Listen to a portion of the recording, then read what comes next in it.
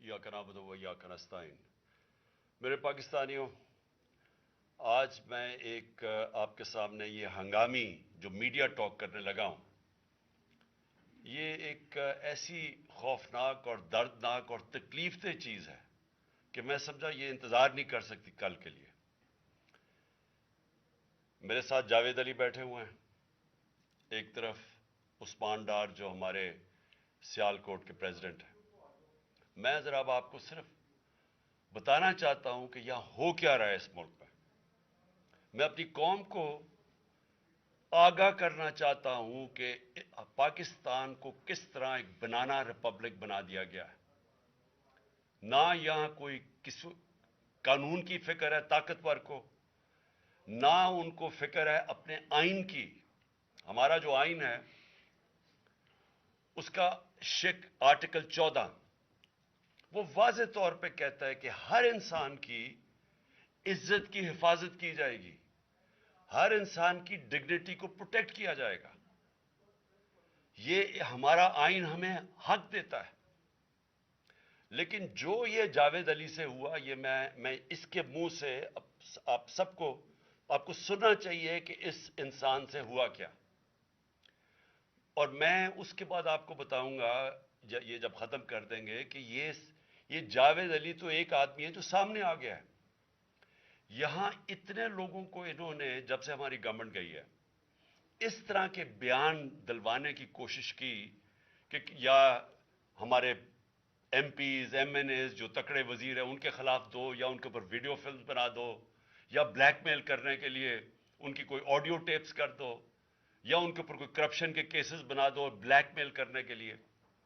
सिर्फ एक इनका मकसद है कि किसी तरह तहरीक इंसाफ और इमरान खान को कमजोर करके इन चोरों को फिर से इलेक्शन जिता दिया जाए। अब मैं जावेद अली की इंट्रोडक्शन करवा दूं। इनको उस्मान डार ने, जो क्लास 4 होती है, जो क्लास 4 की नौकरी होती है, वो नौकरी दिलवाई सियालकोट में। ये खुद बताएंगे कि इनकी नौकरी एक चौकीदार थे जी, चौकीदार। चौकीदार की नौकरी थी।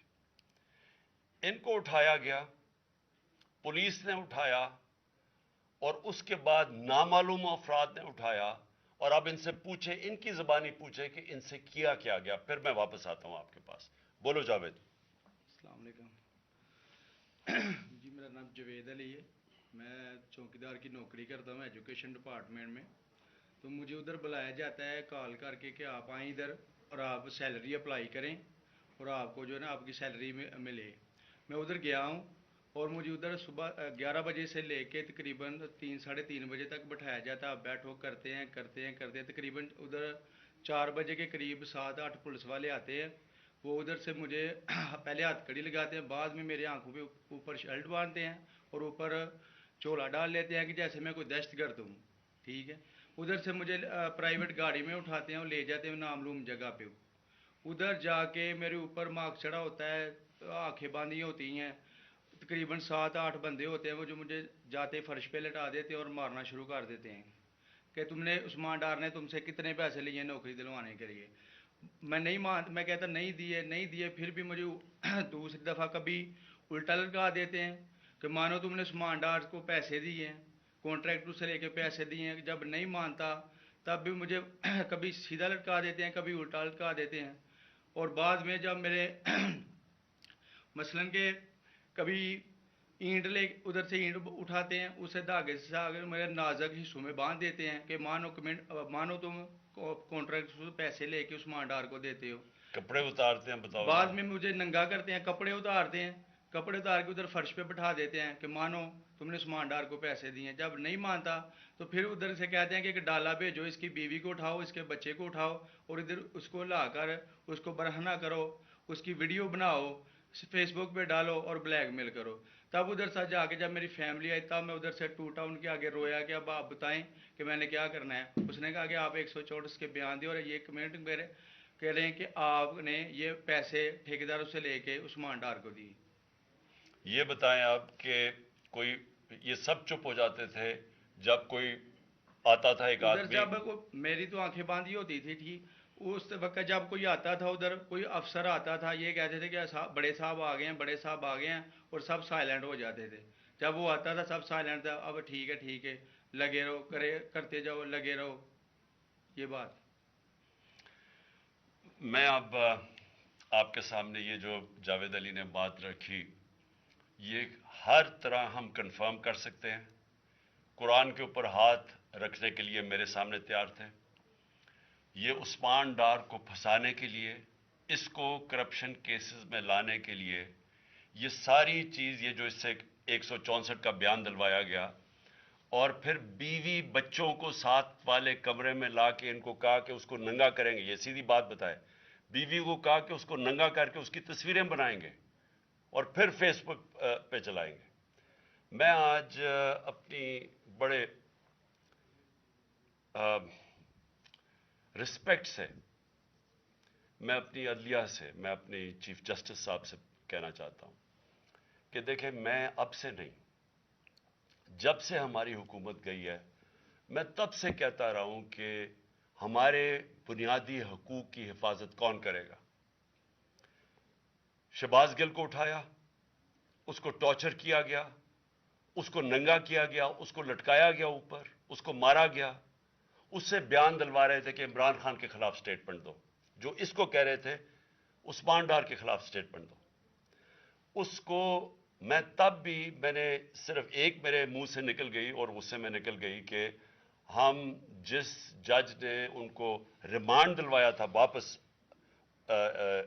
شہباز گل کو واپس جیل میں، جب وہ ٹارچر ہوا تھا، تو میں نے کہا قانونی کارروائی کریں گے. میرے اوپر کنٹیمپٹ نوٹس کیا گیا. لیکن کوئی، کسی نے ایک کسٹوڈیل ٹارچر ساری دنیا کے اندر منع ہے. کسٹوڈیل ٹارچر کے اوپر کچھ نہیں ہوا. پھر اعظم سواتی کو اٹھایا گیا اور ساری قوم کے سامنے جو اعظم سواتی نے اپنے زبان سے بتایا کہ اسے کیا گیا ہے، ایک ٹویٹ کے اوپر، اس کا صرف ایک ٹویٹ کر دی تھی اس نے کہ NRO2 باجوہ نے دیا، جو سب قوم جانتی ہے. اس کے اوپر جو اس سے کیا گیا، پھر ویڈیو بھیجی گئی اس کی بیوی اور اس کی بیٹی کو. ایسی چیزیں اس ملک کی تاریخ میں کبھی نہیں ہوئی، یا میں تو نہیں کبھی سنی تھی ایسی چیزیں. شاید دہشت گردوں سے ہوتی ہوں، شاید کوئی باہر کے جاسوسوں سے ہوتی ہو، غداروں سے، لیکن اپنے شہریوں کو اس طرح کرنا اس ملک کی تاریخ میں کبھی نہیں ہوا. میں نے، جب مجھے گولیاں لگی، میں نے تب چیف جسٹس صاحب کو پہلے مخاطب ہوا. میں نے کہا دیکھیں، جنہوں نے مجھے یہ قتل کرنے کی کوشش کیا وہ سارے اقتدار میں بیٹھے ہوئے ہیں. اس میں یہ جو ایک آدمی ڈرٹی ہیری جب سے جنرل باجوہ لے کے آیا یہاں، تب سے یہ تشدد شروع ہوا ہے. شہباز گل کا، اعظم سواتی کا، مجھے گولیاں لگی. یہ جو داستان آپ سن رہے ہیں، سوشل میڈیا کے بچوں سے پوچھیں، جب سے یہ آدمی آئے ان سے اٹھ کے کیا ہوا. ان کو بند کمروں میں کپڑے اتارے گئے، ذلیل کیا گیا. ایک ماں باپ نے مجھے کال کی، انہوں نے کہا ابھی تک ان کا بیٹا نارمل نہیں ہوا. اس سے اوپر اتنا تشدد کیا کہ وہ ابھی تک نارمل نہیں ہوا. اور میں ان کو کہا، جس طرح اس کو جاوید کو کہا میں نے سامنے آؤ، سب ڈرتے ہیں، نامعلوم افراد سے سب ڈرتے ہیں، اور کوئی کسی قسم کی پروٹیکشن کسی کو نہیں ہے، کیونکہ یہ قانون کے اوپر ہے، یہ جو مرضی کر لیں، کوئی ان کو بچانے والا نہیں ہے. کوئی جاوید جیسے انسانوں کو جب یہ کرتے ہیں، اس کو پھر دھمکیاں دی گئی کہ تم نے یہ بتانا کسی کو نہیں ہے، تو ہم یہ کر دیں گے، ہم تمہیں یہ مروا دیں گے. تو یہ اس ملک کی، ہمارے پاس تو ایک ہی راستہ ہے، اور مجھے پتا ہے کہ عدلیہ کے اوپر پورا اٹیک ہے، یہ مافیا کا. یہ پولیٹیشن نہیں ہے، یہ مافیا ہے جو ٹیپیں بناتا ہے ججز کی، جو ہر قسم کی بلیک میل کرتا ہے. انٹیریئر منسٹر ٹیپ چلا رہا ہے کسی کی، یہ بالکل غیر قانونی چیز ہے. وہ جج کی ٹیپ چلا رہا ہے، وہ اس کی مریم وہ ٹیپ چلا رہی ہے کسی ارشد ملک جج کی، کبھی ثاقب نثار کی ٹیپ چل رہی ہے. یہ کسی مہذب معاشرے میں یہ چیزیں نہیں ہوتی. یہ کنٹرول کے لیے، عدلیہ کو کنٹرول کے لیے صرف یہ سارے حربے استعمال کیے جا رہے ہیں. میں آج اس پلیٹ فارم سے اپنے چیف جسٹس اور اپنی ہائر جوڈیشری کو، امید تو صرف آپ سے رہ گئی ہے. اس وقت جو جس طرح کا ظلم کیا جا رہا ہے، یہ نامعلوم افراد جو کر رہے ہیں اس ملک کے ساتھ، اور خاص طور پہ جو ڈرٹی ہیریا ہے، میری ساری انہوں نے، یہ کیسے ہو سکتا ہے کہ میری جو ساری جے آئی ٹی کی رپورٹ تھی، جو انہوں نے فورینسک ایویڈنس جمع کی ہوئی تھی، وہ ساری ختم کر دی ہے. ان 4 آفیسرز کو پھر اوپر بٹھا دیا ہے جن کے اوپر پروسیکیوٹر جنرل نے کہا تھا کہ انہوں نے میری جے آئی ٹی کی ایویڈنس سیبوٹاج کرنے کی کوشش کی. اس نے ٹیررزم کورٹ کو بتایا ہے، ان کو واپس لا کے اوپر بٹھا دیا ہے. یعنی اس سے انصاف ملے گا؟ ساری ایویڈنس ختم کر دی ہے. تو ہمیں کدھر جائیں گے ہم؟ میری ریکویسٹ ہے چیف جسٹس صاحب، یہ جاوید علی کی، اس کے اوپر سوٹ موٹو ایکشن لیں، پتہ چلائیں کہ یہ کون لوگ ہیں. اور اوپر سے اس نے نامعلوم افراد نے اس نے سنا کہتے ہوئے کہ پولیس کے اوپر سارا الزام لگانا، پولیس کو پنچنگ بیگ بنانا، اور کچھ نہ کہنا، نہیں تو ہم تمہیں یہ کر دیں گے، مار دیں گے. دیکھیں جی، وقت آ گیا ہے. میں اپنی جوڈیشری سے یہ کہنا چاہتا ہوں کہ یہ جو بھی آپ کا سب سے بڑی جوڈیشری کی سب سے بڑی ذمہ داری ہمارے بنیادی حقوق کی حفاظت کرنا ہے. یہاں جس طرح یہ رجیم چینج کے بعد جس طرح بنیادی حقوق ختم کیے گئے ہیں، لوگوں کو لاوارث چھوڑ دیا ہے، سمجھ نہیں ہے لوگ جائیں کدھر انصاف کے لیے. ہم نے ایک پرامن احتجاج جیل بھرو تحریک شروع کی. جو لوگوں کو اٹھا کے لے کے جا رہے ہیں، ان کو کپڑے نہیں دے رہے ہیں، ان کو دور دور لے گئے ہیں، کسی کو اٹک ڈرانے دھمکانے سے خوف پھیلا رہے ہیں. ایک طرف ایک پرامن احتجاج تاکہ ملک میں نقصان نہ پہنچے. اب ہماری قوم آگے مشکل میں ہے، مہنگائی میں ڈوب گئی. کبھی پاکستان کی تاریخ میں 41% مہنگائی انفلیشن نہیں ہوئی. چھوڑ کے گئے تھے 12% تھی، آج 41% ہے. ہم اس کے احتجاج کریں کہ چور اوپر بٹھا دیے، این آر او مل گیا ہے، پکڑ کے یہ حالات ہوتا ہے، سب کو ڈرانا دھمکانا، جرنلسٹ کو، صحافیوں کو، ٹی وی چینلز کو. تو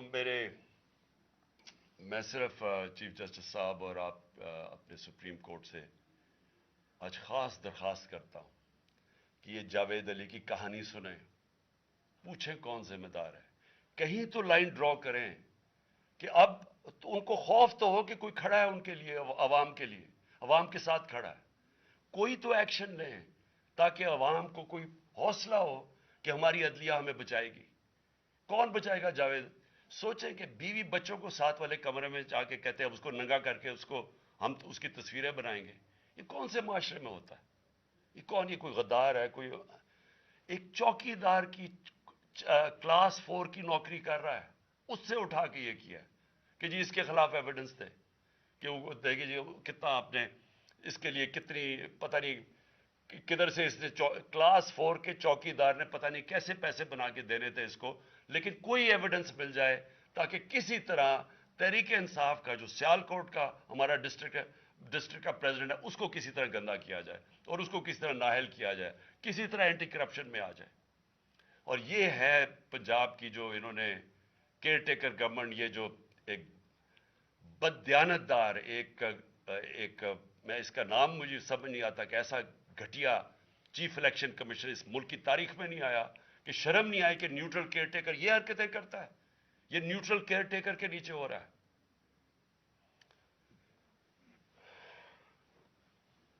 بہت بہت شکریہ.